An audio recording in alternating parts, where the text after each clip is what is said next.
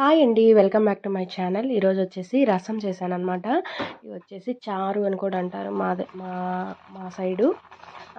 ఇలా ఫస్ట్ మనం టమోటాలు ఎక్కువ తీసుకొని కొంచెం చింతపండు తీసుకొని ఉడకబెట్టేసుకున్న తర్వాత ఇది వచ్చేసి రసం పొడి అనమాట.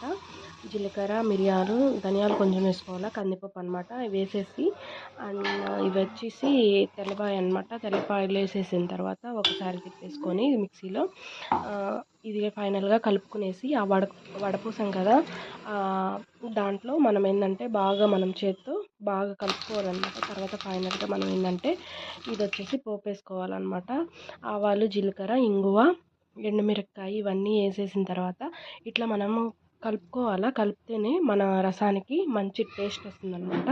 ఫస్ట్ టైం నా ఛానల్ చూస్తున్నట్టయితే ఖచ్చితంగా సబ్స్క్రైబ్ చేసుకోండి. ఇదేంటంటే పొంగి రావాలి, అంటే ఎక్కువ ఉడకనీయకూడదు, టేస్ట్ పోతుందన్నమాట.